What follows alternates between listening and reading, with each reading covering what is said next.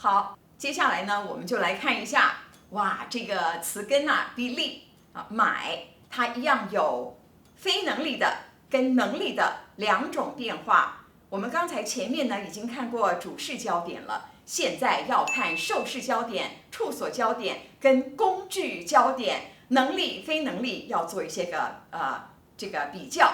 好，我们先看第一个例子 binili, binibili, bilhin, bibilhin. Binilhan, binibilhan, bilhan, bibilhan. Ibinili, ibinibili, ibili, ibibili. Nabili, nabibili, mabili, mabibili. Nabilhan, nabibilhan, mabilhan, mabibilhan. Naibili, naibibili, maibili, maibibili. 你看，只要是有规则可循的东西啊，就是能学会的哟。所以大家要把这个基本的原则给搞通。其实这个大的原则你抓住了，那么其他的东西呢，就像一个粽子一样，抓起来，哎，这一串的粽子就全部被你掌握了。接下来呢，我们来看一些个例子。现在的例子呢，仍然是从买作为词根，然后看它的被动，它有这个受事焦点、处所焦点跟工具焦点。我们现在来看下面的例子，前面两个是受事焦点。Oh, nasaan yung binili mo? 你买的东西在哪里？ Hindi mabibili ng ordinaryong tao dahil mahal. 一般人呢，因为太贵买不起，所以你看，第一个是买，第二个是不能买或是买不起。接下去的呢，这四个是处所焦点。 Bibilhan ko ang saging mo para may buena mano ka. 我买一点你的香蕉，让你啊有好运。 Mayroon daw lugar sa Makati na pwedeng bilhan ng tiket.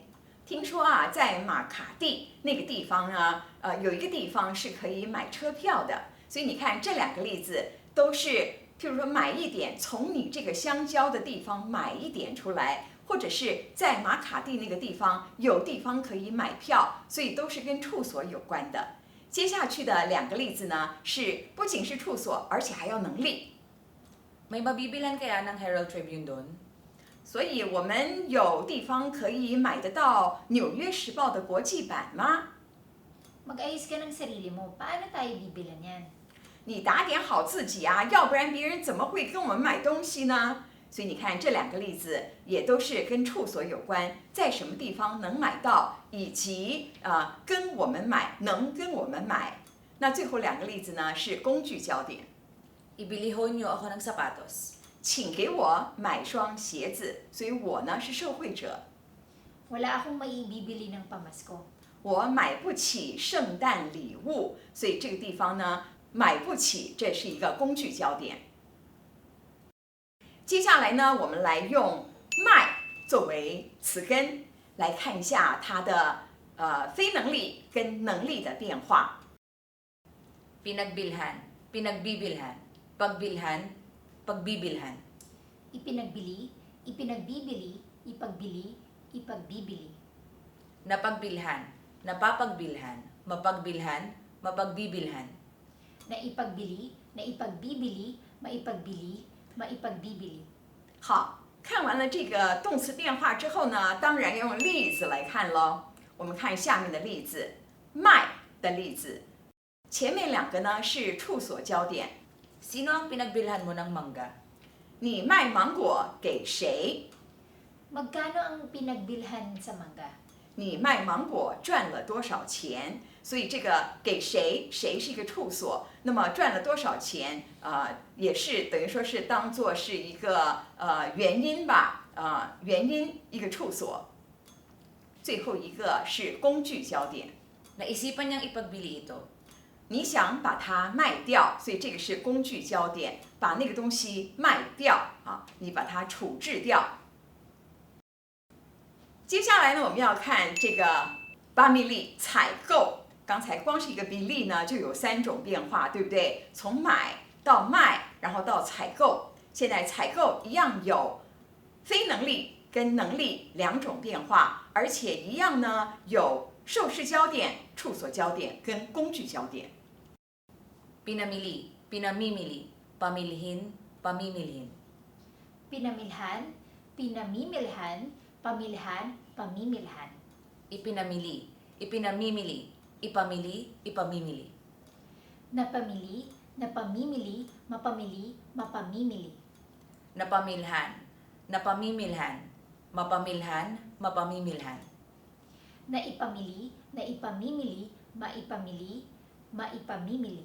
哇，要能够把这些流利的念出来啊，你真的是眼到、口到、心到、手到啊，要全部都到了才能把它念得那么好啊。那当然，我们不能光是看它的动词变化，一定要看它是怎么使用的。我们现在就来看采购这个动词怎么样用在受事焦点、处所焦点跟工具焦点上。Ano ang ating pamimilhin? 我们要采购什么？这个是受事者焦点。 Napamili mo na ba lahat ng kailangan mo? 你已经采购到一切所需了吗？所以第一个跟第二个例子呢，都是受事者焦点，只是第一个采购什么是不含能力的，第二个是采购到，所以这是能力的意思。第三个例子， Binyan ang pinamimilhan ng lahat ng paninda namin. 我们所有的商品都在比尼洋采购。 Napamilhan ko na ang palengke ng Binyan. 我已经在比尼洋的市场采购过了，所以第一个是在什么地方采购，第二个呢是已经采购到了，所以是能力。 Ipamili mo ako ng mga kakanin. 帮我采购一些吃的。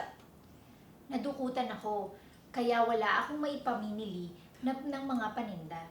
我被扒了，所以没有钱采购商品了。那第一个采购呢是完全是跟能力无关，只是帮我做什么。第二个呢是没有能力采购了，所以是能力动词。